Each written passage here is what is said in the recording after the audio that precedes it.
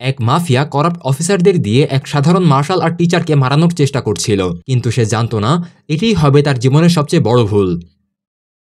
গল্পের শুরুতে মেক্সিকোর অনেক পুলিশ অফিসার ব্রায়ান নামের এক লোককে ধরতে তার ভ্যানের কাছে যায়, কিন্তু সিসিটিভিতে সব দেখার পর ব্রায়ান হঠাৎই তাদের খুব খারাপভাবে মারধর করা শুরু করে দেয়। এটা দেখে সব অফিসার্স খুব ভয় পেয়ে যায়। তবু ব্রায়ান তাদের মধ্যে থেকে মাত্র 2 জন অফিসারকে বেঁচে ফিরতে দেয়। আসলে কিছুদিন ধরে ব্রায়ান মেক্সিকোর বর্ডারের কাছে এক ক্যাম্পিং ভ্যানে একা থাকতো এবং তার কারোর সাথে কোনো সম্পর্ক ছিল না। সে সকালবেলা ঘুম থেকে উঠেই হেভি এক্সারসাইজ করত এবং তার নিজের তৈরি করা মার্শাল আর্টের প্র্যাকটিস করত, কনস্ট্রাকশন ওয়ার্কারের কাজ করত আর রাতে তার মৃত স্ত্রীকে মনে করে ঘুমাতো। একদিন প্র্যাকটিস করার সময় সে অস্কার নামের এক ছেলেকে লক্ষ্য করে যে প্রতিদিনের মতো আজও দূর থেকে দাঁড়িয়ে ব্রায়ানের প্রতিটি মুভ কপি করছিল। কিন্তু ব্রায়ানের নজর পড়তেই অস্কার দ্রুত সেখান থেকে সরে গিয়ে স্কুলে চলে যায়। স্কুলের ক্লাস শেষে অস্কার বাড়ি ফিরছিল। ঠিক তখনই এক লোকাল গ্যাংয়ের লোক ফ্যালকো তার গাড়ি নিয়ে অস্কারকে ফলো করতে থাকে। এটা দেখে অস্কার খুব ভয় পায়, কারণ ওরা মাঝে মধ্যে অস্কারকে বিরক্ত করত। তাই অস্কার দৌড়ে গিয়ে এক গাড়ির পিছনে লুকিয়ে পড়ে। ফ্যালকো আর তার সাথীরা তাকে দেখতে না পেয়ে সামনে চলে যায়। ঠিক তখনই ব্রায়ান পাশের একটা রেস্টুরেন্টে খাবার খাচ্ছিল এবং সে অস্কারকে এভাবে লুকিয়ে থাকতে দেখে ফেলে। রাতে ফ্যালকো তার দলবল নিয়ে অস্কারের বাড়িতে ঢুকে তাকে বন্দুক দেখিয়ে ভয় দেখাতে শুরু করে, কারণ সে জানতো অস্কার ইচ্ছে করেই ওদের থেকে পালিয়েছে। ফ্যালকোর কথায় এটা বোঝা যাচ্ছিল অস্কারের ভাই হেক্টর, যে আসলে ফ্যালকোর গ্যাং লিডার, সে একটা কাজে ইউনাইটেড স্টেটে গিয়েছে। তাই তার অনুপস্থিতিতে ফ্যালকো আর তার লোকজন অস্কারকে ভয় দেখাতো। ভয়ে অস্কার নিজের কাছে থাকা সকল টাকা ফ্যালকোকে দিয়ে দেয়, আর ফ্যালকো তাকে হুমকি দিয়ে বলে হেক্টরকে কিছু বললে সে তাকে ছাড়বে না। এরপরের দিন অস্কার আবার ব্রায়ান্টের ট্রেনিং দেখতে ভ্যানের কাছে যায়, আর এবার ব্রায়ান্ট হঠাৎ করেই তার সামনে চলে আসে এবং বলে একসাথে প্র্যাকটিস করার জন্য। এতে অস্কার ভীষণ খুশি হয় এবং ব্রায়ান তাকে তার মার্শাল আর্টের পাশাপাশি ভালোভাবে ফিজিক্যাল ওয়ার্কআউট শেখাতেও শুরু করে, যার ফলে মাত্র 4 মাসের মধ্যেই অস্কারের মধ্যে অনেক বড় পরিবর্তন চলে আসে এবং সে অনেক শক্তিশালী হয়ে ওঠে।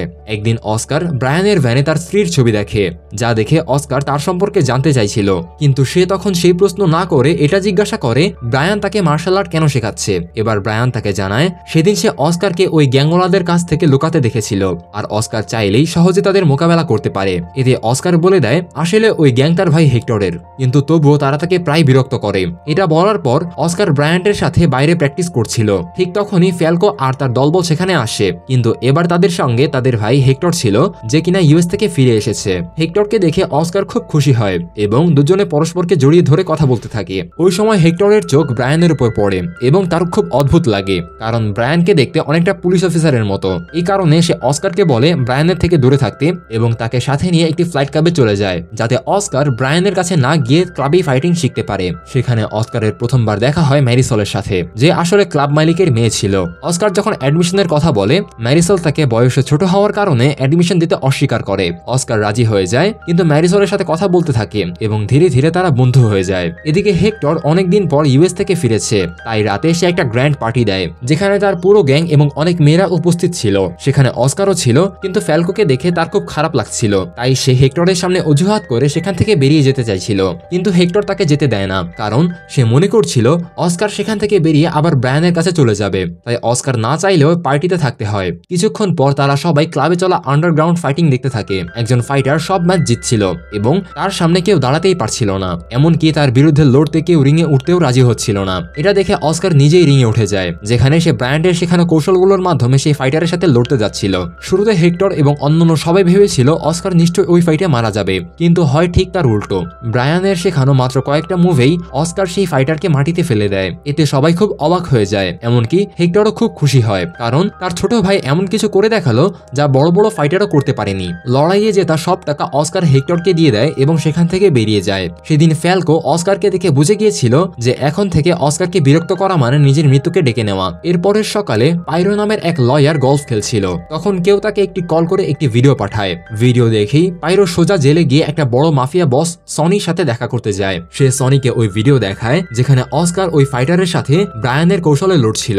আসল কথা হলো সনি জেলে আছে ব্রায়ানের কারণেই, তাই সে তাড়াতাড়ি অস্কারকে ব্যবহার করে ব্রায়ানকে খুঁজে বের করার আদেশ দেয়, যাতে সে পুরনো প্রতিশোধ মেটাতে পারে। এদিকে হেক্টর তার সাথীদের নিয়ে ব্রায়ানের কাছে যায়, যাতে ব্রায়ানই অস্কারকে ট্রেনিং দেয় এবং ভবিষ্যতে অস্কার যেন একটা দুর্দান্ত এমএমএ ফাইটার হয়। কিন্তু গত 1 সপ্তাহ ধরে হেক্টর ইচ্ছা করেই অস্কারকে ব্রায়ানের কাছে যেতে দেয়নি, কিন্তু এখন শুধু নিজের লাভের জন্য হেক্টর অস্কারকে ট্রেনিং দিতে বলে। তাই ব্রায়ান এখন অস্কারকে আর ট্রেনিং দিতে রাজি হয় না। প্রথমে হেক্টর তাকে অনেক টাকা দিয়ে রাজি করানোর চেষ্টা করে, কিন্তু ব্রায়ান না মানলে হেক্টর বন্দুক বের করে ভয় দেখাতে চায়। এটা দেখে ব্রায়ান 1 সেকেন্ডের ভিতরে নিজের বন্দুক বের করে হেক্টরের দিকে তাক করে। তার এত দ্রুত মুভ দেখে হেক্টর আর তার লোকজন একদম চুপ হয়ে যায়। ব্রায়ান তখন তাদের চলে যেতে বলে এবং পরে অস্কারকেও সেখান থেকে পাঠিয়ে দেয়।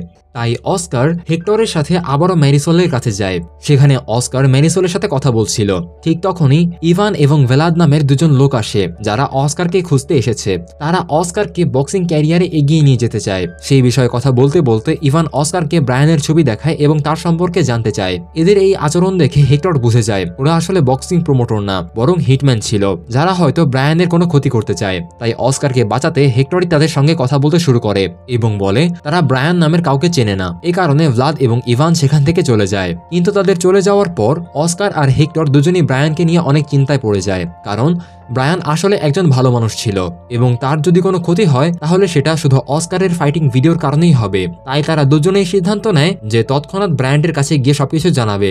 এই সময় ম্যারিসোল এবং হেক্টরের দুজন লোকও তাদের সঙ্গে যায়। শুরুতে ব্রায়ান অস্কারকে দেখে সেখান থেকে ফিরে যেতে বলে, কিন্তু ম্যারিসন এগিয়ে গিয়ে ব্রায়ানকে অস্কারের কথা শুনতে বলে। এরপর অস্কার ব্রায়ানকে ইভান এবং ভেলাদের ব্যাপারে সব জানায়। এই কথা জানার পর ব্রায়ান তাৎক্ষণিকভাবে ম্যারিসোল এবং অস্কারকে তার ভ্যানের ভেতরে যেতে বলে, কারণ সে বুঝে যায় ভ্লাদ এবং ইভান হয়তো তাদের পিছু নিয়ে সেখানে পৌঁছে গেছে। এবং সত্যিই তাই হয়েছিল। ইভান পাশের দিক থেকে ব্রায়ানকে সরাসরি নিশানা করার চেষ্টা করছিল এবং ভ্লাদ রাইফেল নিয়ে এগিয়ে আসছিল। ব্রায়ান হেক্টর এবং তার লোকজনকেও ভ্যানের ভেতরে ঢুকতে বলে, কিন্তু তারা ঢোকার আগেই ইভান হেক্টরের দুই সঙ্গীকে মেরে ফেলে। তবুও হেক্টর এবং ব্রায়ান শেষমেশ ভ্যানে উঠে বাঁচতে পারে, কিন্তু তখনও ব্রায়ান কিছু বুঝে উঠতে পারছিল না তারা তার খোঁজ পেল কিভাবে, কারণ সে তো অনেক আগে থেকে আমেরিকা থেকে এখানে এসে লুকিয়েছিল। তখন ম্যারিসল তাকে অস্কারের ভাইরাল ভিডিওটি দেখায়। ভিডিও দেখে ব্রায়ান সব বুঝে যায়। তারপর সে প্রথমে হেক্টর এবং বাকিদের ভ্যানের ভেতরের বুলেট প্রুফ কাচের পেছনে যেতে বলে এবং নিজে ক্রসবো তুলে সরাসরি ইভানকে হত্যা করে।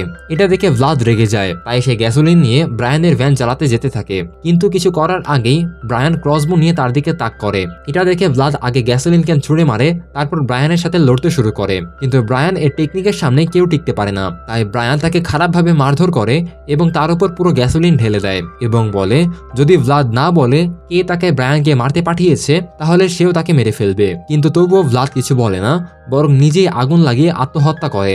এখন ব্রায়ান বুঝে যায় আসলে সেখানে আরো হিটম্যান আসতে পারে। তাই সে সাথে সাথে হেক্টর, অস্কার এবং ম্যারিসলের কাছে গিয়ে ব্রায়ান তাদের ভ্যানের নিচে থাকা একটি গোপন সুড়ঙ্গের পথ দেখায়, যাতে তারা সবাই নিরাপদে সেখান থেকে বেরিয়ে যেতে পারে।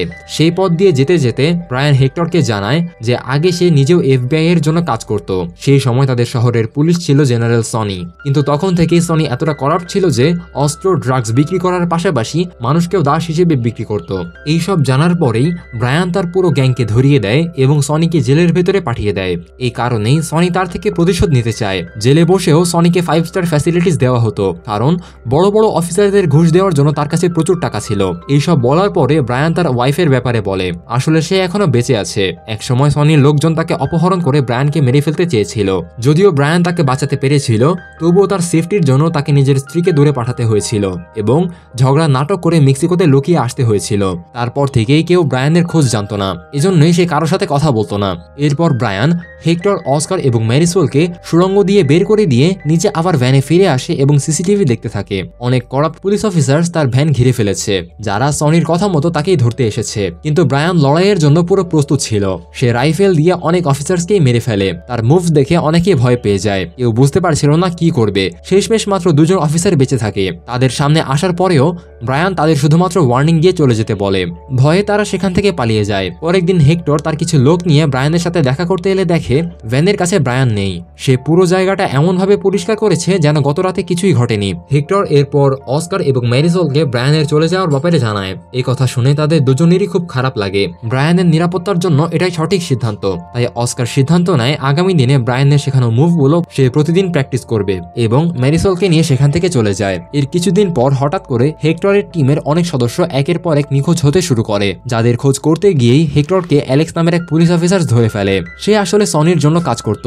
এবার অ্যালেক্স হেক্টরকে তুলে নিয়ে জঙ্গলের ভেতরে এক জায়গায় যায়, যেখানে তার লোকজনের সাথে মিলে হেক্টরকে টর্চার করার প্ল্যান করছিল।